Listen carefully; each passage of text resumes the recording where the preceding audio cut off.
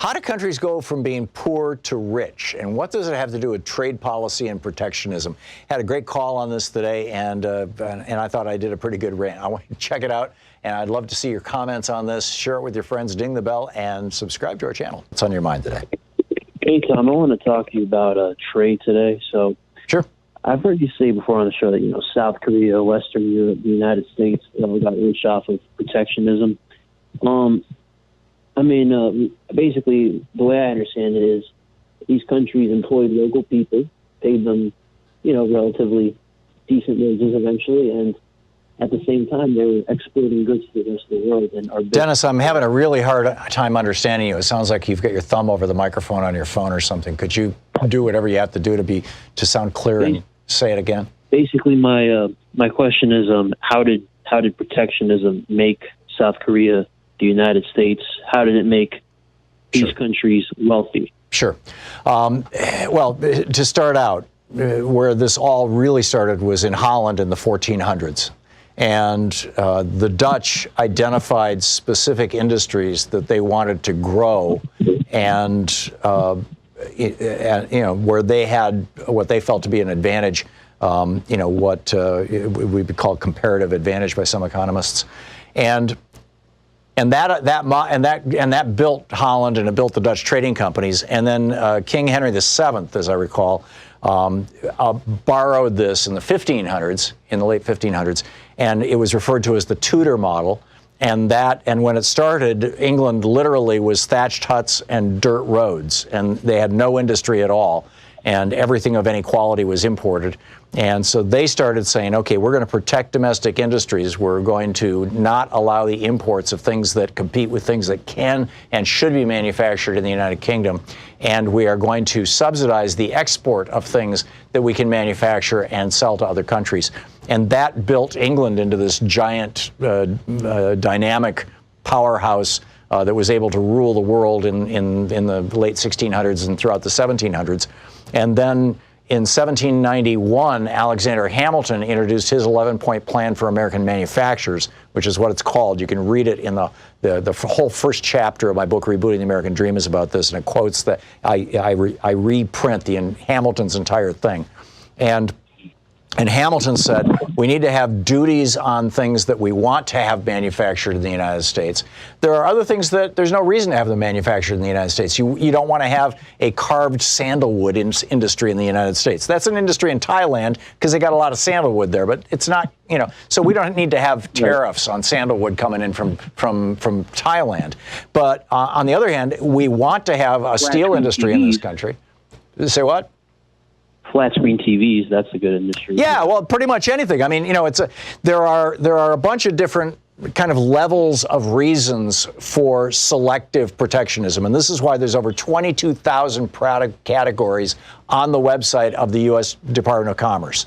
The product categories that were used historically to define tariffs, and tariffs on goods manufactured in the United States, tariffs on those goods from other countries that competed with American manufacturers from the time of the George Washington administration up until the Reagan administration averaged in the high 20s or low 30% range. And that built this country. There's some things that, let me just finish this thought, Dennis, and then I'll toss it to you. So there are some things that you definitely want manufactured in the United States. For example, we don't have the ability in the United States right now to manufacture 5G technology. The whole world is going to 5G, and it's going to come down to two companies, Huawei in China or the company in Finland, Nokia, I think it is, and one of the big cell phone companies up in Finland or Denmark. And we're not even a player in that game because we haven't had trade barriers in that regard. The Trump administration is yelling about this. It's one of the few things they're doing right. So we can't build cruise missiles without chips from China right now. So there's a whole bunch of stuff that has to do with national security where you definitely want to have tariffs. Then there's things where you say, okay, since NAFTA and permanent normal trade relations with China, which happened in 92 and 99, I think it was, and Bernie's made this point in this program dozens of times. We lost, in the first 10 years after those two trade deals, we lost over 50,000 factories, not jobs, factories. And none of them have come back. And why? Well, people are, chasing cheap labor and cheap manufacturing, and they're also chasing manufacturing in countries that don't have environmental standards like ours. We need to be bringing those jobs back. So that's protectionism for the purpose of having jobs. You just need to be smart about it and selective about it.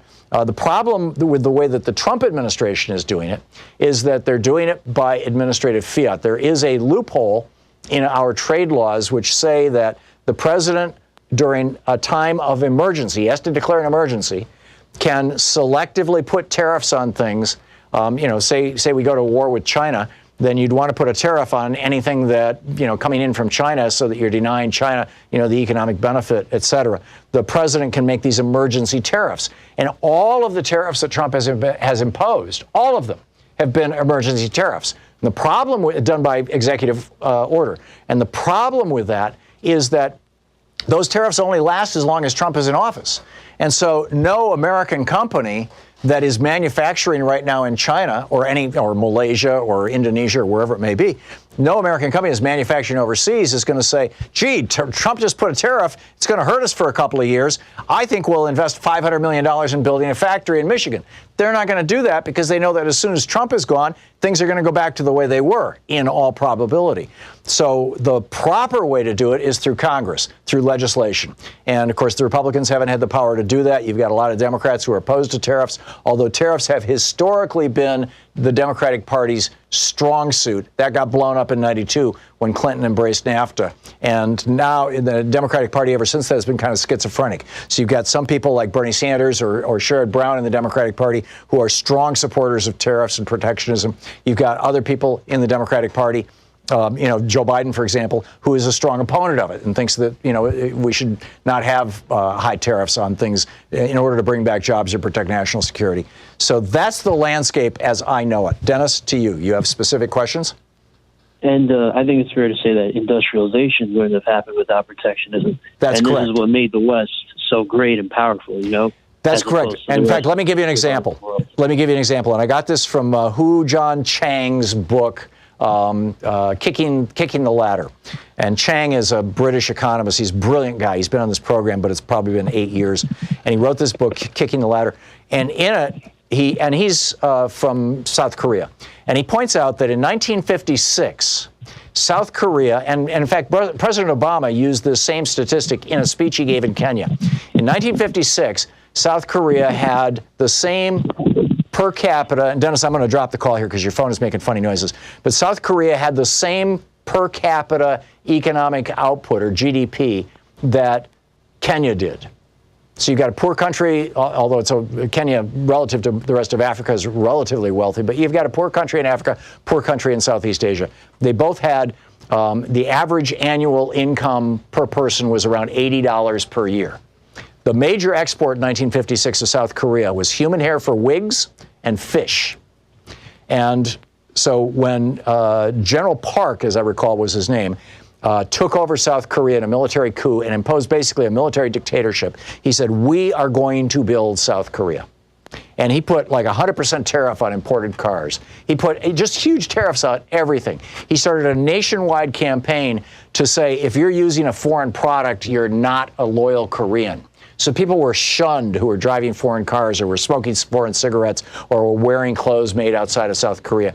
At the same time, he borrowed an enormous amount of money, drove up his nation's debt hugely, and used that money to subsidize a company called Mitsubishi, and actually several different companies. These are now the big Korean companies that were originally in the business. Their principal business was exporting fish, and subsidized them to get into manufacturing.